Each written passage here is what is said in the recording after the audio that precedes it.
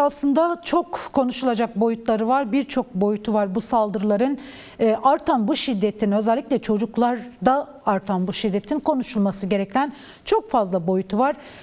Ancak siz nasıl değerlendiriyorsunuz? Dün Siverek'te, bugün Maraş'ta benzer iki olay yaşandı. İki saldırı yapan kişi de aslında henüz çocuk diyeceğimiz yaştalar ve yine kendi akranlarına dönük bir saldırı söz konusu. Öğretmenlerin yaşamını yitirdiği ve yaralandığı bir saldırı söz konusu. Nasıl değerlendiriyorsunuz?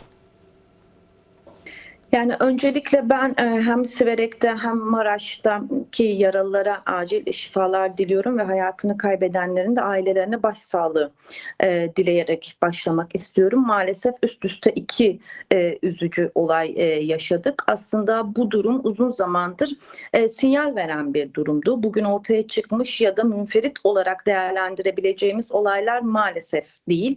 Genelde pek çok şiddet durumunda, bunu kadına yönelik şiddette de görüyoruz. Siyasal iktidarın değerlendirmesi münferit olaylar olduğu yönünde, ancak bu iki olaya da baktığımızda eğitim politikaları, toplumdaki şiddet atmosferi, şiddet dili, kutuplaştırıcı dil, gençlerdeki umutsuzluk, pek çok şey aslında bugün bu gelinen noktayı bizlere gösteriyor ve uzun zamandır da aslında sürecin buraya evrileceğini ifade etmiştik. Maalesef ki üzücü bir biçimde de yaşıyoruz. Yani Milli Eğitim Bakanlığı'nın uzun zamandır eğitim politikalarını değerlendirdiğimizde aslında çocukların haklarını esas almayan, bilimsel olmayan, demokratik olmayan, farklı kimlikleri, kültürleri yok sayan, çocukların gelişim özelliklerini yok sayan bir eğitim anlayışıyla süreci yürütmeye çalışıyor ve çocukların eğitim hayatıyla kopuşu, eğitim hakkının engellenmesi, eğitim sisteminin aslında çocuklar açısından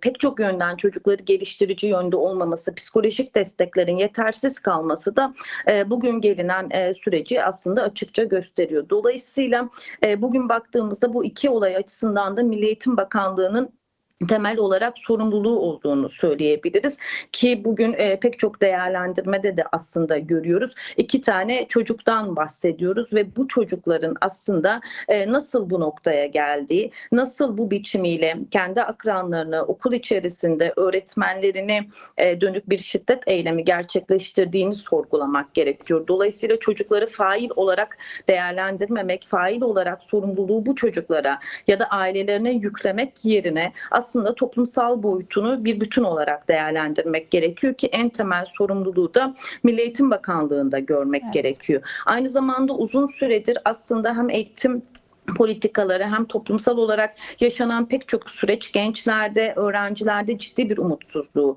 beraberinde getirdi. Ciddi bir gelecek kaygısıyla karşı karşıya gençler. Bugün baktığımızda üniversitelerdeki işsizlik oranlarını değerlendirdiğimizde çocukların geleceğe dair bir umudunun kalmamış olması bir biçimiyle aynı zamanda bu şiddet atmosferini de derinleştiren, çocukların daha fazla travmatize olmasına neden olan durumlar ki bugün aslında genç intiharlarının arttığı, gençlerde madde bağımlılığının arttığını da görüyoruz. Özellikle Kürdistan açısından da aynı zamanda bir özel savaş politikası olarak da burayı da değerlendirmek gerekiyor. Gençler üzerinden yürütülen bir asimilasyon ve bir özel savaş politikası var. Evet. Aynı zamanda ülkede ciddi anlamda uzun süredir bir şiddet dilinin hakim olduğunu görüyoruz. Şiddetin meşrulaştırıldığına tanıklık ediyoruz. Bunu kadın cinayetlerinde de aslında görüyoruz. Dolayısıyla şiddetin bu kadar meşrulaştırıldığı, cezasızlık politikalarında bu kadar ısrarın yaygınlaştığı bir süreçte, kutuplaştırıcı dilin daha fazla hakim olduğu bir noktada şiddet de aslında yaşamın her alanında bir biçimiyle karşımıza çıkmaya başladı.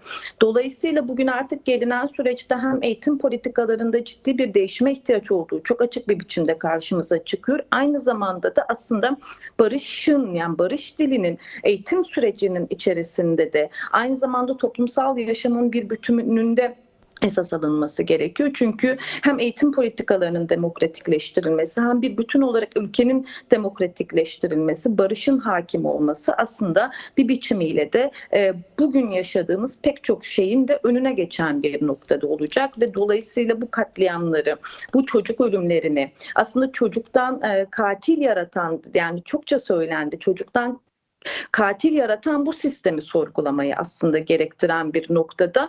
Dolayısıyla bu iki olayı da çok boyutlu bir biçimiyle biz Eğitim Sen olarak da değerlendiriyoruz ve bundan sonraki mücadelemizi de çok boyutlu bir biçimde sürdürmeye ihtiyaç var ki bu mücadele sadece eğitim emekçileri açısından değil, bugün geldiğimiz noktada aslında tüm toplumun bir bütün olarak buraya bir itirazını örgütlemesi gerekiyor. Buraya ilişkin bir tepki örgütlemesi gerekiyor. Tam da böylesi bir süreçte de hem eğitim politikalarından dönük ciddi bir değişimin sağlanması hem de barışın, demokrasinin egemen olduğu bir toplum inşası için de daha güçlü bir mücadeleyi örmeye ihtiyaç olduğu da bir biçimiyle bu son iki olay üzerinden açığa çıkmış oldu aslında.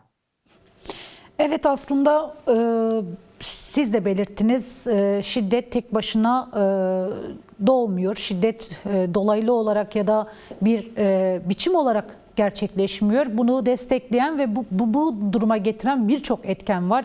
Buna televizyonlarda yayınlanan diziler, devletin, iktidarın savaş çığırtkanlığı, yine bireysel silahlanmanın bu kadar artmış olması, 14 yaşında bir çocuğun 5 silaha ulaşabilme kolaylığının olması da tüm bunların önünü açan faktörler. Sizler de eğitimciler olarak, Eğitim Sen olarak aslında bunları birçok kez dile getirdiniz, birçok kez gündeme getirdiniz. Ancak tam da sorumlu olarak gösterdiğiniz Milli Eğitim Bakanlığı da hiçbir şey yapmadı ve hala da yapmamakta devam ediyor. Ve siz de buna karşı şu an aslında 2 gün iş bırakma, 3 gün iş bırakma eylemi gerçekleştireceğinizi duyurdunuz. Bununla ilgili neler söylersiniz? Yani bir toplumsal, sizin de dediğiniz gibi bir toplumsal inşa süreci var. İktidar tarafından kendi ideolojisine dönük bir toplumsal inşa süreci var ve medya dahil olmak üzere pek çok meselede burada en güçlü araçlardan birisi. O nedenle 3 günlük bir iş bırakma eylemi kararımız var. Çünkü buraya ilişkin az önce de söyledim, artık çok daha güçlü bir mücadeleyi örgütlemeye ihtiyacımız var. 3 gün boyunca da Milli Eğitim Bakanlığı önünde başta olmak üzere pek çok ilde yaşam nöbetimizi sürdüreceğiz. Daha sonrasında da yine buraya ilişkin mücadelemizi Milli Eğitim Bakanlığı önünde ve pek çok ilde sürdürmeye devam edeceğiz. Ancak buradaki temel çağrımız şu, az önce konuşurken de ifade etmiştim. Bu sürecin etkisini görerek çağrımız aslında tüm velilere, tüm topluma dönük bir çağrımız var. Bu yaşam nöbetini hep birlikte güçlendirmek, buradan hem çocuk hakları açısından hem barış ve demokratik bir toplum açısından da süreci hep birlikte örgütlemek açısından da geniş bir kitleye ulaşmaya ihtiyacımız var. Çünkü bu politikaları dönüştürmediğimizde de benzer süreçleri yaşamaya devam edeceğimiz açık. Dolayısıyla hem Milli Eğitim Bakanlığı önündeki eylemimiz hem de bundan sonra yapacağımız tüm eylemlerde tüm halkla birlikte güçlü bir iradeyi açığa çıkarttığımızda aslında bu süreci yürütebiliriz. Bugün aynı zamanda Siverek'teydik. Burada da bir açıklama yaptık. Okulun önünde bir açıklama yaptık. Yine önümüzdeki günlerde Maraş'ta da benzer bir süreci işleteceğiz. Yani bulunduğumuz her yandan güçlü bir mücadeleyi açığa çıkartmak önemli. Aynı zamanda da tabii ki hem yaralılarla ilgili süreci de takip etmeye Eğitim Sen olarak devam edeceğiz. Çünkü artık gelinen noktada bu kadar açık okulların güvenli alanlar olması gerekirken bu kadar açık saldırıların yapılabildiği, bireysel silahlanmanın artık geldiği noktanın çocuklar nezdinde dahi açığa çıktığı bir süreçte de mücadeleden, dayanışmadan ve birlikte bir süreci örgütlemekten başka çaremizin olmadığı noktadayız. Tam da aslında bugün barışı konuştuğumuz yerde de buraya ilişkinde tam da buradan sözü barışın ne kadar ihtiyaç olduğunu açığa çıkarttığı noktadan da ifade etmeye ihtiyacımız var. Evet, değerli Simge Yardım, aslında bir soru daha sormak istiyorum. İki okulda da yaşları küçük olan ve henüz 18 yaşın altında olan çocuklar var ve çok da vahim bir tablo yaşadılar. Çok vahim bir olaya tanıklık ettiler ve korkunç aslında diyeceğimiz bir olay bu. Yanlarında arkadaşları yaralandı, öğretmenleri yaralandı ve yaşamlarını yitirdiler. Bu çocukların geleceği için kendini güvende hissedecekleri ortamın nasıl oluşacağı, aileler çocukları nasıl okula göndermeye devam edecek. Yani bunlar için neler yapılabilir? Yani bu aşamadan sonra halk, yurttaşlar, öğrenciler kendilerini nasıl güvende hissedecekler? Atılması gereken adımlar nelerdir? Kimler neler yapmalı? Haklı olarak çok ciddi bir kaygı var. Aslında tüm illerde, pek çok yerde, pek çok aile ve çocuklar benzer bir kaygıyı yaşar durumda ve aslında kimse çocuğunu bu koşullarda okula göndermek istemiyor. Aynı biçimiyle eğitim emekçileri de güvende olmadıkları bir yerde nasıl bir çalışma yürütecekler? Evet. Bunlar önümüzdeki dönem açısından çok hızlıca müdahale edilmesi gereken alanlar. Dolayısıyla da okulların güvenli hale getirilmesi en temel ihtiyaç, ama buradan bahsettiğimiz şey Milli Eğitim Bakanlığı'nın anladığı gibi okullara güvenlik görevlisi vermek değil, okullardaki gerçekten güvenliği sağlayabilecek mekanizmaların oluşturulması. Aynı zamanda sadece Urfa ve Maraş açısından değil, tüm illerde çocuklar açısından psikososyal destek hizmetlerinin hızlıca devreye sokulması gerekiyor. İşte deprem, afet gibi dönemlerde de ısrarla talep ettiğimiz bir şeydi bu. Bugün ama yaygın olarak tüm illerdeki çocuklar ciddi anlamda travmatize olmuş durumdalar ve